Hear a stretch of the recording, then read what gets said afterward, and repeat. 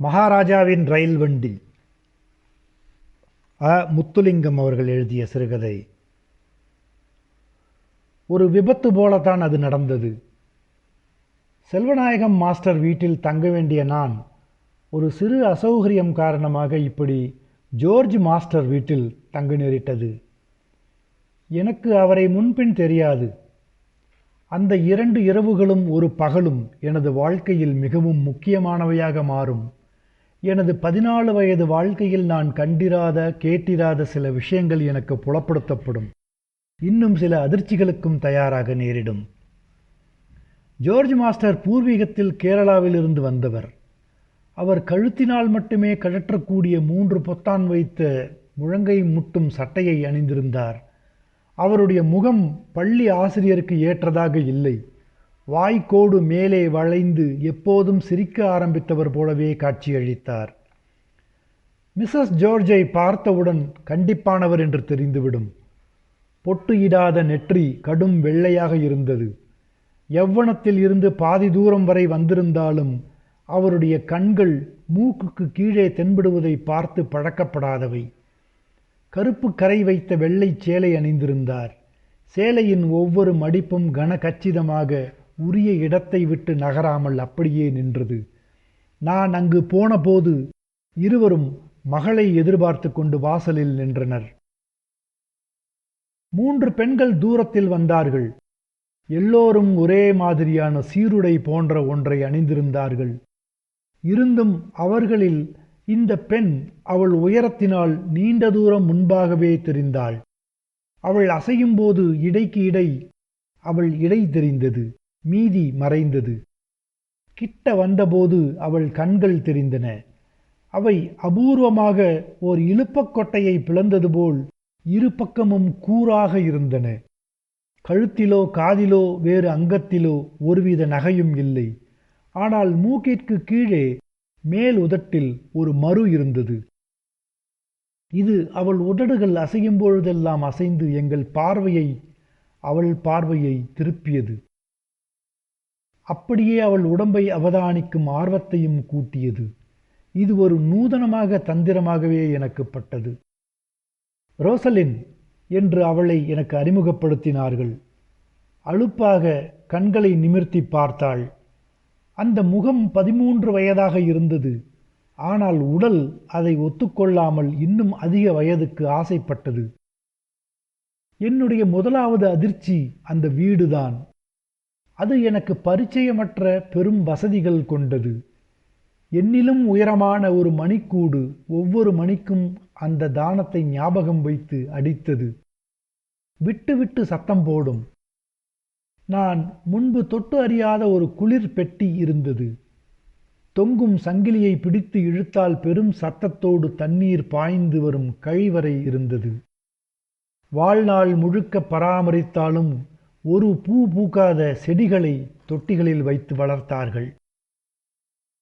எனக்கு ஒதுக்கப்பட்ட அறை அவசரமாக தயாரிக்கப்பட்டிருந்தது. அலமாரியும் மேசையும் ஒரு பக்கத்தை அடைத்தன. நிறைய புத்தகங்களும் வெற்று பெட்டிகளும் ஒன்றன் மேல் ஒன்றாக அடுக்கி வைக்கப்பட்டிருந்தன. அலமாரிக்குள் அனுமதி கிடைக்காத உடுப்புகள் வெளியே காத்திருந்தன. படுக்கையில் விரிப்பு களையாத வெள்ளை விரிப்பும் அநீதியாக 2 தலையணைகளும் கிடந்தன. அந்த அறையை தொட்டுக்கொண்டு 3 கதவுகள் கொண்ட ஒரு குளியல் அறை இருந்தது. 3 பேர் 3 வாசல் வழியாக அதற்குள் வர முடியும். ஆனபடியால் மிக கவனமாக உள்பூட்டுகளை போடவும் பிறகு ஞாபகமாக திறக்கவும் தெரிந்திருக்க வேண்டும். குளியல் தொட்டி வெள்ளை நிறத்தில் இருந்து பழுப்பு நிறமாக மாறுகிறதா அல்லது பழுப்பு நிறத்திலிருந்து வெள்ளை நிறமாக மாறுகிறதா என்பதை சொல்ல முடியவில்லை. அதில் நீண்ட முடி ஒன்று தண்ணீரில் நனைந்து நெளிந்து போய் கிடந்தது. இன்னும் பல பெண் சின்னங்களும் அந்தரங்க உள்ளாடைகளும் ஒளிவில்லாமல் தொங்கின. 2வது அதிர்ச்சி முத்தம் கொடுக்கும் காட்சி. அந்த பெண் அடிக்கடி முத்தம் கொடுத்தாள். சும்மா போகிற தாயை இழுத்து அவள் கன்னத்திலே முத்தம் பதித்து விட்டு போனாள். சில வேளை பின்னுக்கிருந்து வந்து அவளை கட்டிப்பிடித்து ஆச்சரியப்பட வைத்தாள். சில முறை கன்னத்தில் தந்தாள். சில முறை நெற்றியில் கொடுத்தாள். தாயும் அப்படியே செய்தாள். சில நேரங்களில் அப்படி கொடுக்கும்போது என்னை சாய்வான கண்களால் பார்த்தாள். எனக்கு அந்த சமயங்களில் என்ன செய்வதென்று தெரிவதில்லை. நான் முதல் முறையாக அந்நியர் வீட்டிலே தங்கியிருந்தேன். அதிலும் அவர்கள் கத்தோலிக்கர்கள். அவர்கள் பழக்க வழக்கங்கள் அப்படியா இருக்கலாம் என்று யோசித்தேன். ஆனாலும் கூச்சமாக இருந்தது. என் கண்களை இது சாதாரண நிகழ்ச்சி என்று நினைக்கும் தோரணையில் வைக்க பழக்கிக் கொண்டேன். சாப்பாடு மேசையில் பரிமாறப்பட்டதும் நான் அவசரமாக கையை வைத்து விட்டேன். பிறகு பிரார்த்தனை தொடங்கிய போது அதை இழுத்து கொண்டேன். கடைசியில் ஆமென் என்று சொன்னபோது நான் கலந்து கொள்ள தவறிவிட்டேன். அதற்கு இந்த பெண் என்னை ஒரு மாதிரியாக பார்த்தாள். அன்று இரவு நடந்ததும் வினோதமான சம்பவமே. பழக்கப்படாத அறை, பழக்கப்படாத கட்டில், பழக்கப்படாத ஒலிகள். வெகு நேரமாக நித்திரை வரவில்லை. மெல்ல என்னுடைய கதவு திறக்கும் ஒலி. ஒரு மெழுகுவர்த்தியை பிடித்தபடி இந்த பெண் மெல்ல நடந்து வந்தாள். வந்தவள் என் பக்கம் திரும்பி பாராமல் நேராக பெட்டிகள் அடுக்கி வைத்திருக்கும் திசையில் போய் நின்று கொண்டு அமெரிக்காவின் சுதந்திர சிலை போல மெழுகுவர்த்தியை உயர்த்தி பிடித்தாள். நான் திடீரென்று எழுந்து உட்கார்ந்தேன். பயந்துட்டியா? இதுதான் அவள் என்னுடன் பேசிய முதல் வார்த்தை. நானும் அவள் பக்கத்தில் நின்று என்னவென்று பார்த்தேன். அந்த மரப்பெட்டிக்குள் 5 பூனைக்குட்டிகள் ஒன்றன் மேல் ஒன்றாக மெத்து மெத்தென்று கண்ணை மூடி கிடந்தன. ஒவ்வொன்றாக கையிலே எடுத்து பூங்கொத்தை ஆராய்வது போல பார்த்தாள். அவள் கைச்சூடு ஆறும் முன்பு நானும் தொட்டு பார்த்தேன். அது புது அனுபவமாக இருந்தது. 3 நாட்கள் முன்புதான் குட்டி போட்டது. 2 இடம் மாறிவிட்டது. தாய்ப்பூனை இந்த ஜன்னல் வழியாக வரும் போகும், பார்த்துக்கொள் என்றாள். அதற்கு நான் மறுமொழி சொல்லவில்லை. காரணம், நான் அப்போது அவளுடைய முதலாவது கேள்விக்கு எழுத்து கூட்டி பதில் தயாரித்து கொண்டிருந்ததுதான்.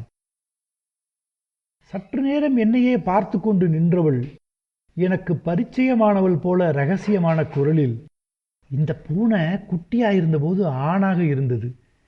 திடீரென்று ஒரு நாள் பெண்ணாக மாறி குட்டி போட்டு விட்டது என்றாள். பிறகு இன்னும் குரலை இறக்கி, இந்த கருப்பு குட்டிக்கு மாத்திரம் நான் பெயர் வைத்து விட்டேன், அரிஸ்டாட்டில் என்றாள். ஏன் அரிஸ்டாட்டில்? பார்ப்பதற்கு அப்படியே அரிஸ்டாட்டில் போலவே இருக்கிறது இல்லையா? இவ்வளவுக்கும் அவள் என் பக்கத்தில் நெருக்கமாக நின்றாள். அவளுடைய துயில் உடைகள் சிறு ஒளியில் மெல்லிய இழை கொண்டதாக மாறியிருந்தன. கேசம் வெப்பத்தை கொடுத்தது. என் விரல்கள் அவளுடைய அங்கங்களின் எந்த ஒரு பகுதியையும் சுலபமாக தொடக்கூடிய தொலைவில் இருந்தன. ஆள்காட்டி விரலை எடுத்து தன் வாயில் சிலுவை போல வைத்து சாய்கை காட்டியபடி மெதுவாக நகர்ந்து கதவை திறந்து போனாள். அவள் போன திசையில் கழுத்தை மடித்து வைத்து படுத்தபடி கனநேரம் காத்திருந்தேன். காலை உணவு வெகு அவசரத்தில் நடந்தது. அவர்கள் எல்லோரும் மிக நேர்த்தியாக உடுத்தியிருந்தார்கள். மிஸ்ஸஸ் ஜார்ஜிடம் இருந்து ஒரு மெல்லிய மயக்கும் வாசனை திரவ நெடி வந்தது. இரவு ஒன்றுமே நடக்காதது போல ஒரு பூனையாகவே மாறிப்போய் ரோசலின் உட்கார்ந்திருந்தாள். மயில் தோகை போன்ற உடையும் கருப்பு காலணியும் நீண்ட வெள்ளை சோக்ஸும் அணிந்திருந்தாள். அவள் வேண்டுமென்றே சாவதானமாக உணவருந்தினாள். மேஜையில் நாங்கள் இருவருமே மிஞ்சினோம். ஒருவரும் இல்லாத அந்த சமயத்திற்கு காத்திருந்தவள் போல திடீரென என் பக்கம் திரும்பி இரகசியத்திற்காக வரவழைத்த குரலில், என் அப்பாவிடம் ஒரு ரயில் வண்டி இருக்கிறது என்றாள். ரயில் வண்டியா என்றேன். ரயில் வண்டிதான், 14 பெட்டிகள். 14 பெட்டிகளா? இதுதான் திருவனந்தபுரத்துக்கும் கன்னியாகுமரிக்கும் இடையில் ஓடும் ரயில் வண்டி. காலையில் 6 மணிக்கு புறப்பட்டு மறுபடி இரவு திரும்பி வந்துவிடும். ரயில் வண்டியை ஏன் உங்க அப்பா வாங்கினார்? வாங்கவில்லை ஸ்டூபிட். திருவனந்தபுரம் மகாராஜா இந்த லைனை என்னுடைய தாத்தாவுக்கு அவருடைய சேவையை மெச்சி பரிசாக கொடுத்தாராம்.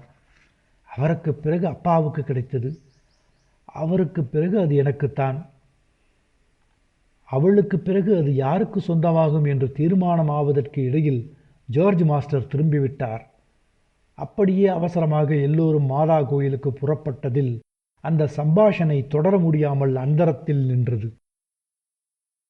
ஒரு 14 வயது பையன் எவ்வளவு நேரத்துக்கு தனக்கு ஒதுக்கப்பட்ட அறைக்குள் அடைந்து கொண்டு வாசிக்க ஒன்றுமில்லாமல் டேவிஸ் என்ற ஆங்கிலேயர் எழுதிய ஹீட் புத்தகத்தை படித்து கொண்டிருக்க முடியும்? அவர்கள் திரும்பி வந்த சத்தம் கேட்டு வெகுநேரம் ஆகிவிட்டது. துணிவை வரவழைத்து கொண்டு மெதுவாக என் அறை கதவை நீக்கி எட்டி பார்த்தேன்.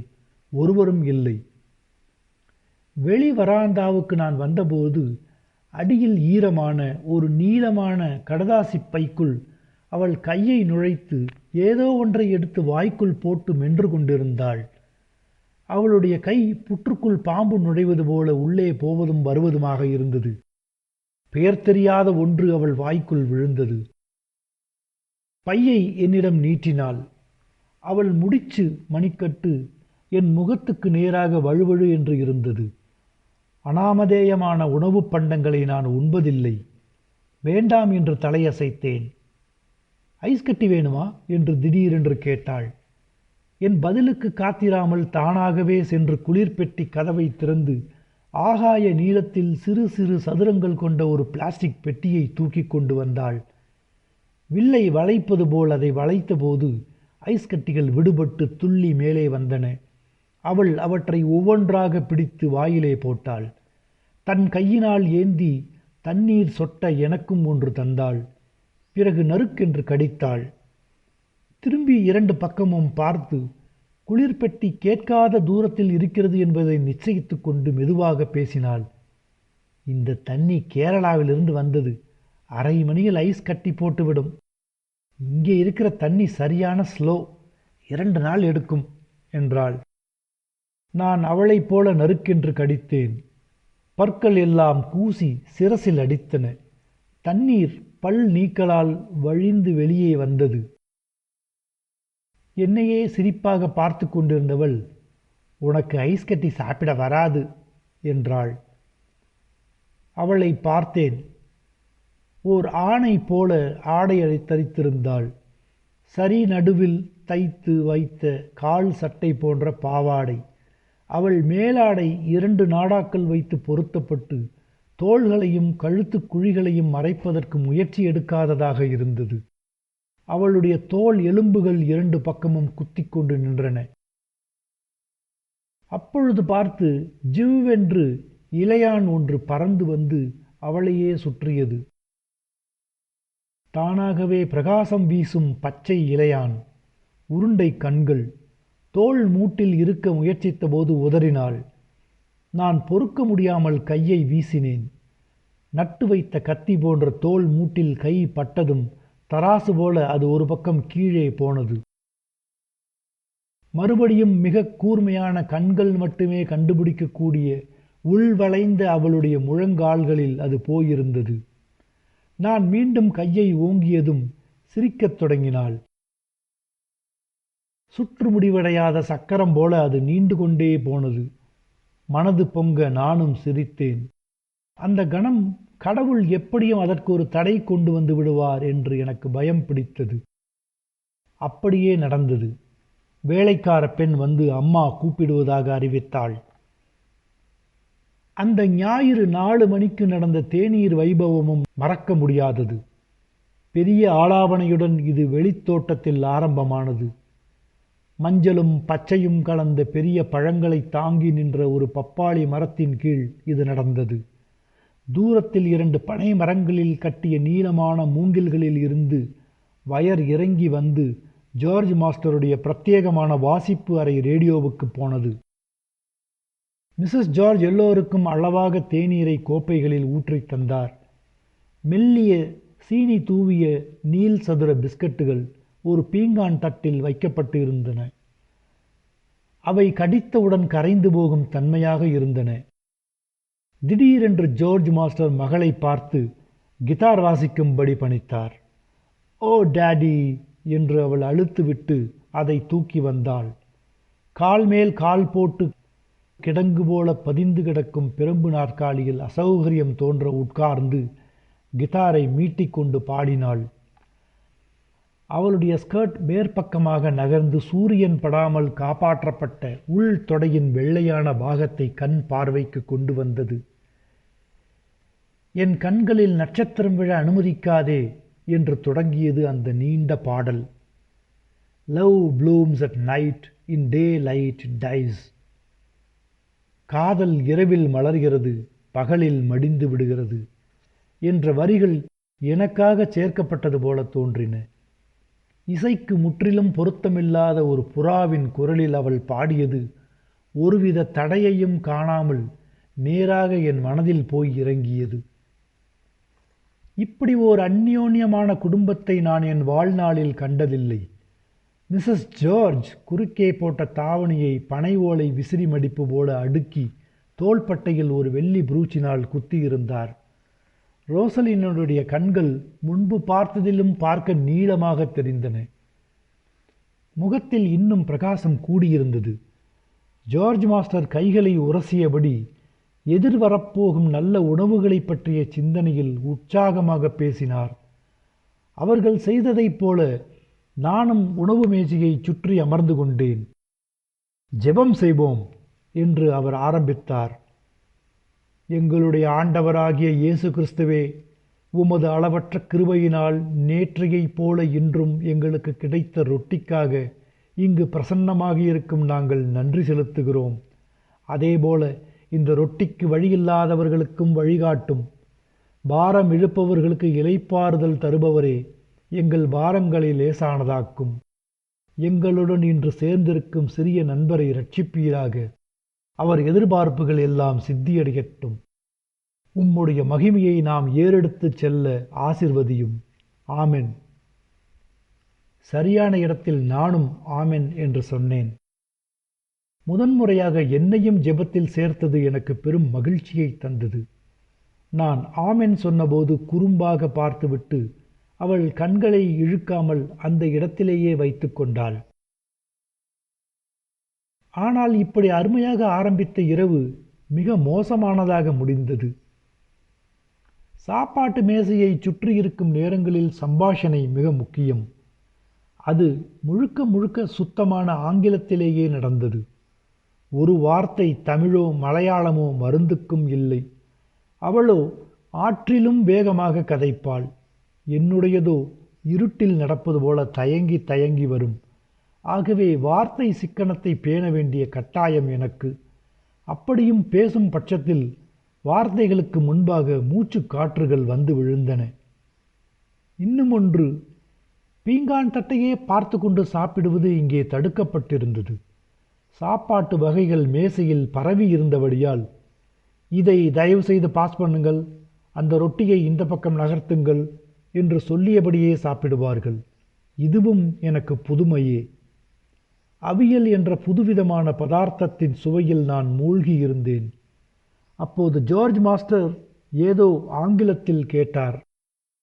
அதற்கு அவள் சிறு குரலில் பதில் சொன்னாள். அந்த வார்த்தைகளின் முக்கியத்துவம் எனக்கு முன்பே தெரிந்திருக்காததால் நான் காது கொடுத்து கவனிக்க தவறிவிட்டேன். திடீரென்று தட்டையான வெள்ளை கூரை அதிரும்படி ஜார்ஜ் மாஸ்டர் கத்தினார். நான் நடுங்கிவிட்டேன். கிளாஸில் தண்ணீர் நடனமாடியது. அவள் சற்று முன்பு குறும்பாக கண்களை தாழ்த்தி பிளேட்டை பார்த்தபடியே இருந்தாள். கண் இறப்பைகளில் 1-2 முத்துக்கள் சேர்ந்து ஜொலித்தன. மிஸ்ஸஸ் ஜார்ஜ் நிலைமையை சமாளிக்க கண்களால் ஜாடை காட்டி பார்த்தாள். முடியவில்லை. அப்படியும் ஜார்ஜ் மாஸ்டர் முகத்தில் கோபம் சீறியது. சாந்தம் வருவதற்கு பல மணி நேரங்கள் எடுத்தன. அன்றிரவு நான் வெகுநேரம் புரண்டு கொண்டிருந்தேன். காற்றின் சிறு அசைவுக்கும் கதவு திறக்கிறதா என்பதை உன்னிப்பாக கவனித்தேன். திறக்கவில்லை. எப்படியோ அயர்ந்து பின்னிரவில் திடீரென்று விழிப்பு ஏற்பட்டது. கண்ணுக்கு இருட்டு இன்னும் பழக்கமாகவில்லை. காதுகளை கூர்மையாக வைத்து கொண்டேன். ஒரு கிசுகிசுப்பான பெண் குரல், கொஞ்சம் முயற்சி செய்யுங்கள் ப்ளீஸ் என்றது. ஆண் குரல் ஏதோ முனகியது. மறுபடியும் நிசப்தம். சிறிது நேரம் கழித்து அதே பெண் குரல், சரி விடுங்கள் என்றது எரிச்சலுடன். பிறகு வெகுநேரம் காத்திருந்தும் ஒன்றும் கேட்கவில்லை. சொன்னபடியே அதிகாலையிலேயே செல்வநாயகம் மாஸ்டர் வந்துவிட்டார். பதிவு வேலைகளை சீக்கிரமாகவே கவனித்து எனக்கு செபரட்டினம் விடுதியில் இடம் பிடித்து தந்தார். எல்லோரும் அது சிறந்த விடுதி என்று ஒத்துக்கொண்டார்கள். எனக்கு ஒதுக்கப்பட்ட அறைக்கு இன்னும் 2 மாணவர்கள் வருவார்கள் என்றார். உடனேயே ஒரு அந்நிய நாட்டு சைனியம் போல நான் எல்லைகளை பிடித்து வைத்துக் கொண்டேன். நான் பெட்டியை எடுக்க திரும்பவும் ஜார்ஜ் மாஸ்டர் வீட்டுக்கு போனபோது அது திறந்திருந்தது. ஒரு வேலைக்கார பெண் வெளி மேடையில் ஒரு பெரிய மீனை வைத்து வெட்டி கொண்டிருந்தாள். அதன் கண்கள் பெரிதாக ஒரு பக்கமாக சாய்ந்து என்னையே பார்த்தன. ஆனால் அவள் என் பக்கம் திரும்பவில்லை. என் அறை கதவு கொஞ்சம் நீக்கலாக திறந்திருந்தது. என்றாலும் நான் அங்கே பழகிக்கொண்ட முறையில் ஆள்காட்டி விரலை மடித்து டக் டக் என்று 2 முறை தட்டிவிட்டு உள்ளே நுழைந்தேன். படுக்கை அப்படியே கிடந்தது. என்னுடைய பெட்டியும் புத்தகப் பையும் வைத்த இடத்திலேயே இருந்தன. அவற்றை தூக்கிய பிறகு இன்னொரு முறை அறையை சுற்றி பார்த்தேன்.